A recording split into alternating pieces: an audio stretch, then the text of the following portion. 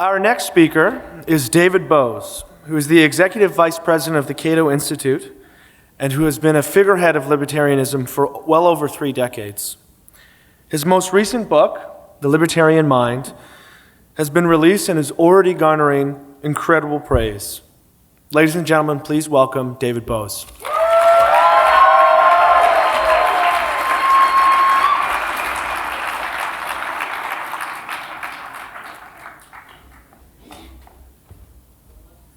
Thank you, everybody. What a great time to be a libertarian.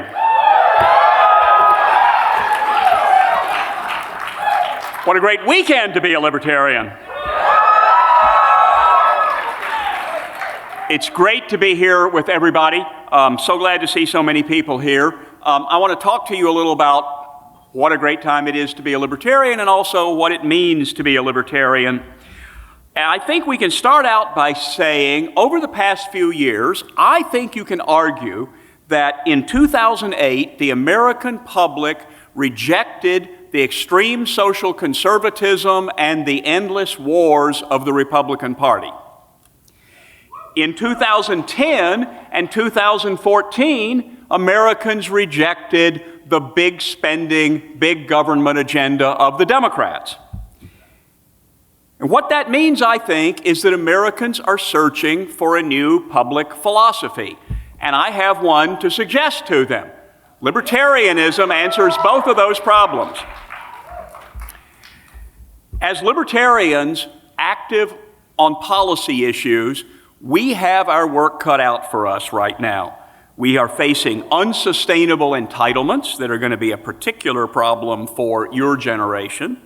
We are trying to extricate ourselves from endless wars. The president's response to all this is to say, I've got a pen and no constitution, so I can do anything I want to. So it's an exciting time to be a libertarian. And one of the things that many of you may be too young to appreciate is how different this is. Everybody's talking about libertarianism. This was not true when I was young. This was not even true halfway through my years at the Cato Institute. And now, suddenly, I pick up the newspaper and I'm reading about the libertarian wing in Congress and the libertarian faction of the Republican Party and the rising libertarianism in America on a range of issues. And that's new. We haven't had that before, so it's an opportunity, it's a challenge to do it right. A lot of this started, of course, with Ron Paul's 2008 campaign. One of the things that, first, Ron Paul attracted all this attention, and he got especially a lot of buzz on the internet, a lot of buzz among young people. And people took notice of that. And then, right on the heels of the Ron Paul campaign, we got the financial crisis, followed by the Wall Street bailouts and the automobile company takeovers, and then President Obama's stimulus bill, and then on top of that, the government takeover of health care. And all of these things were pushing people in a libertarian direction. A lot of people might have said a conservative direction, but it was anti-big spending, anti-big government, pro-constitution. Sounds libertarian enough to me. And then a couple of years ago, all the revelations about how the NSA and other government agencies are spying on us.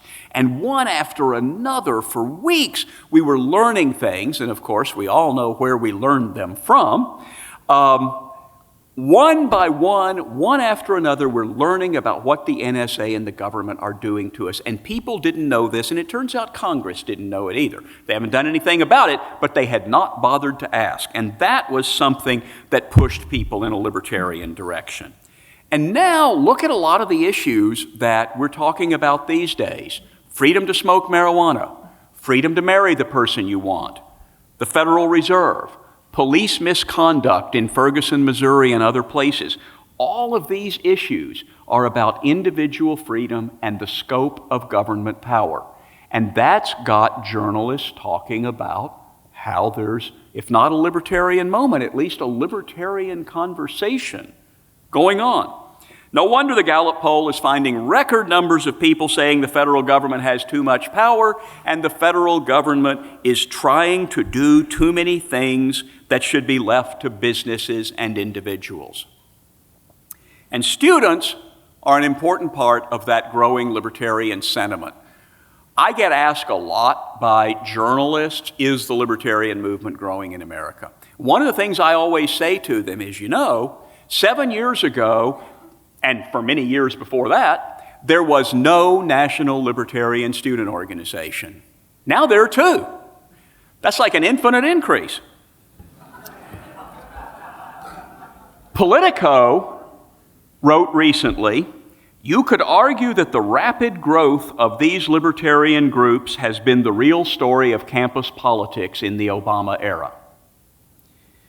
And of course, it's not just in this country. When I was a young libertarian, I could never have imagined libertarian conferences in Sofia and Nigeria and Ukraine. That's amazing. And congratulations to the African Libertarian Student Organization and Anna from Belgrade. Amazing. And I know it's not easy in places like that. I know that Students for Liberty have been arrested in Gambia and Venezuela, beaten by police in Ethiopia. So whether it's overseas or here, I am so proud of what you have done. So congratulations. Give yourself a round of applause.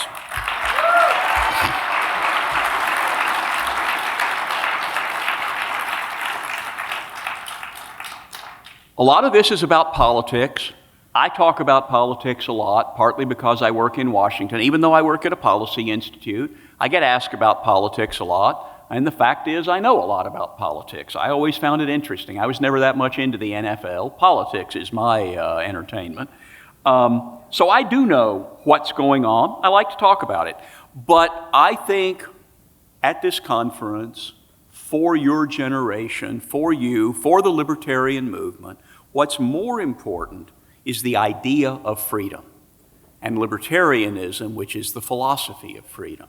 More than politics, it's important to know what we believe is right, know what it is we are fighting for.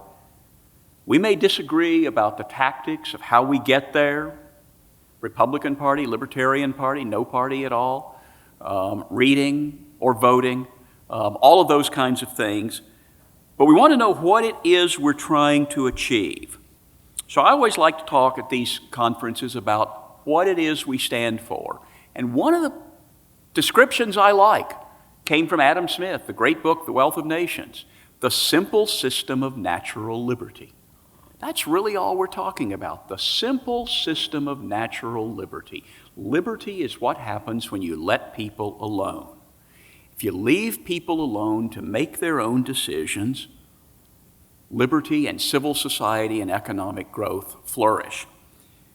In practical terms, of course, libertarians favor smaller government, less spending, lower taxes, free trade, civil liberties, personal freedom, and a less interventionist approach to defense and foreign affairs.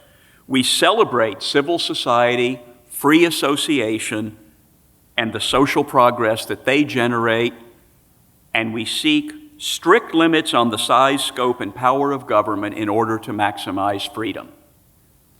Now, a lot of times when I talk politics, when I talk to journalists or political consultants, we use terms like fiscally conservative and socially liberal. That's simple enough for people in Washington to understand. But really, of course, you ever think about the phrase fiscally conservative and socially liberal? It sort of implies libertarians are inconsistent. But in fact, we're the consistent ones. We favor economic freedom and personal freedom. It's the conservatives who are inconsistent, favoring freedom in some areas and not in others, and the liberals who are inconsistent, favoring freedom in some areas and not others. But as I say, for people in Washington, you have to make it pretty simple. So sometimes we say, look, there are millions of people out there, and I have data to prove this. Millions, tens of millions of people out there who describe themselves as fiscally conservative and socially liberal. And what that means is they are not buying in to the liberal box or the conservative box. They're thinking outside the red-blue system. Even if they don't think about the fact that they're not part of one of those teams, when you press them on it, oh yeah, I'm fiscally conservative and socially liberal. Now that's a low bar, but it gives us something to talk to people about. Really, we're the ones who are consistent. As for me, when I'm asked, what is it you stand for?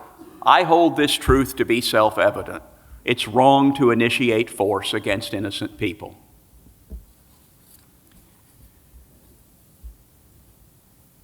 A year or two ago, a young colleague at the Cato Institute complained to me that we spend a lot of time complaining about government, but not much talking about the benefits of freedom. And he had a point. I mean, we are a policy institute. It's our job to recommend better policies. And that means pointing out the flaws in current policies. So yes, we spend a lot of time complaining about the U.S. government, occasionally about foreign governments and international governments, but especially about the U.S. government. So I tried to start writing a little bit about the benefits of freedom. Why is freedom so great? Freedom is important because each one of us is the owner of our own life. Who else would be? Who else could be? Each of us owns our own life. And that means that we have the right and the responsibility to make the important decisions about our own lives. That's what freedom means, a chance to pursue happiness, to flourish in your own way, to take chances, possibly to fail. And it's wrong to use force to make other people live the way we think they should. It's okay to persuade, it's okay to make offers, but we should not use force to impose our way of living on others. One of the reasons for that, of course, is that we might be wrong. Humility is a very important part of the libertarian approach.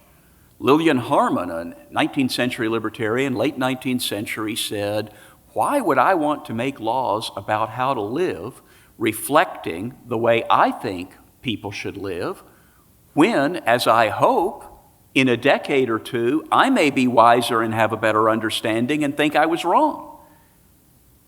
We want the scope to make choices and to change our minds and to learn from what other people are doing. One aspect of freedom, of libertarianism, is summed up in the wonderful Gadsden flag, "Don't tread on me." That inspired our founders. It was what they wanted to say to the British government. Keep your laws off me. Don't tread on me. But Students for Liberty came up with a better t-shirt. Don't tread on anyone.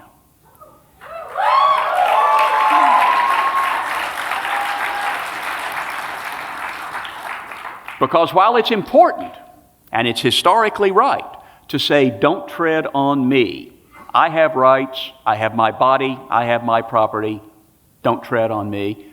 It's also important to remember, it's not just about me, it's not just atomistic individualism, it's about respecting others as we respect ourselves. So what we really mean is don't tread on anyone. Now, I want to offer a bit of Dutch uncle advice to young libertarians. Somebody told me this afternoon, nobody knows what Dutch uncle means, so I will just say, well, it really just means advice. It means the kind of advice you might get from an uncle who isn't quite your grandfather or whatever, but an uncle who is very stern and tells you what you need to know. So here are a few pieces of advice that I recommend. Don't let anybody tell you that libertarians should be good little boys and girls and vote for whoever the Republicans nominate.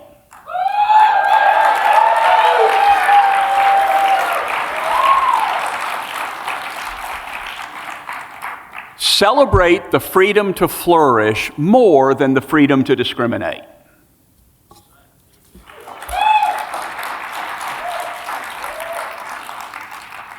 Don't confuse support for peace and non-intervention with support for authoritarian governments and their interventions.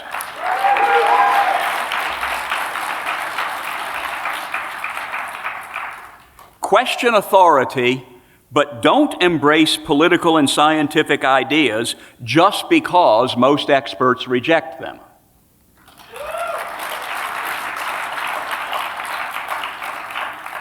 Question the idea of rigid conformity to any one politician or one writer's party line.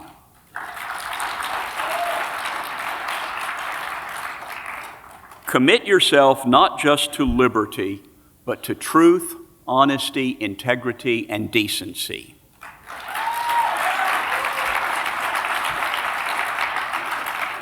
And in so doing, be part of the reasonable, radical libertarian movement.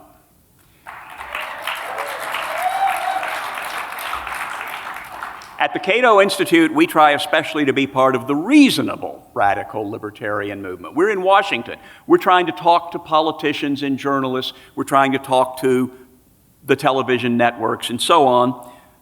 So we try to be reasonable. But we remember that our presentation is reasonable, but our ideas are steeped in the radical vision of freedom that libertarians should hold. Libertarian ideas are radical, and yet they are also deeply rooted in Western civilization. As Brian Doherty wrote in his wonderful history of the libertarian movement, Western civilization now runs on approximately libertarian principles: property, markets, freedom of speech, freedom of religion, a recognition of human rights, the rule of law, very imperfectly, as we all know, but still, compared to history and compared to most of the world, approximately libertarian principles. Libertarians have a record to be proud of. We have been fighting ignorance, superstition, privilege, and power for many centuries. And it is to those ideas and that struggle that we owe the best parts of our civilization. More than libertarians often acknowledge, we live in a world often characterized by freedom and progress. We have extended the promises of the Declaration of Independence, life, liberty, and the pursuit of happiness to people to whom they had long been denied. Around the world, more people in more countries than ever before in history enjoy religious freedom, personal freedom, democratic governance, the freedom to own and trade property, equal rights, civility, respect, a higher standard of living, and a longer life expectancy. War, disease, violence, slavery, and inhumanity have been dramatically reduced. And libertarian people and libertarian ideas, not always by that name, have led the effort that have led us to that point. We should be very proud of what we've done to take humanity from where it was to the point it is now. We get our ideas from books and philosophy, but also we care about the people whose lives are affected by government that exceeds its proper bounds. And we also remember that the difficulties we face here in America in getting our message out are nothing like those our friends in other countries face. People I think of like Yang Zili, who spent 8 years in a Chinese jail for reading Hayek and writing about the rule of law. Karim Amir, 4 years in an Egyptian jail for blogging about the oppression of women and Christians. Attila Yela, exiled from his home in Turkey because he dared to raise political questions in public. And of course, so many who were actually martyred in the struggle for liberty and human rights. And even in gentle, peaceful Canada, Ezra Levant, summoned before the government to be interrogated by an agent of the state about what opinions he expressed and why he expressed them. But we don't worry just about those who suffer for exercising their right to free speech. We speak for all those who suffer under the burdens of government. And there I think of people like Shelley Parker, who had to go all the way to the Supreme Court to win the right to own a gun to protect herself in a dangerous D.C. neighborhood. Suzette Kelo, the government took her home and gave it to a big drug company. Katherine Johnston, a 92-year-old woman killed by police officers who burst into her house in the middle of the night because they had the wrong address for a fictional drug dealer. And all the elderly folks trying to get by on Social Security because for 40 years they weren't allowed to invest their retirement savings in real wealth. They remind us of what the founders told us, that eternal vigilance is the price of freedom. And in this day and age, when, at least here in America, we don't intend to take up arms in defense of freedom, eternal vigilance is exercised by all the Americans who devote their time and money and effort to defending and expanding freedom. I was asked once by some skeptics what's the most important libertarian accomplishment in history? I thought for a moment and said, the abolition of slavery. Okay, they conceded, name another. Now, I thought the abolition of slavery was pretty good. I thought that if you had the abolition of slavery on your resume, you could go to meet your maker in pretty good shape. But they said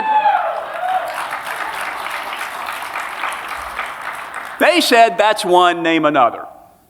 So I thought a little more carefully, and then I said, bringing power under the rule of law.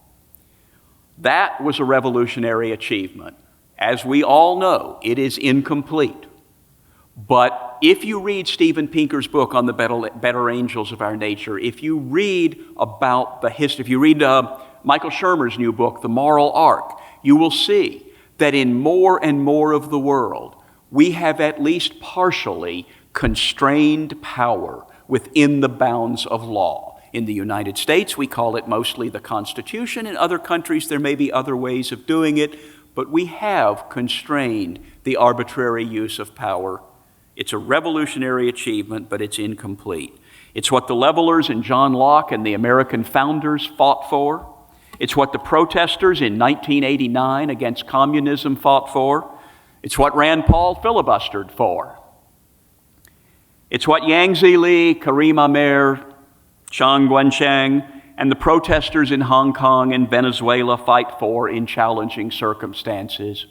It's what we fight for here and now. Thank you for being part of that historic struggle.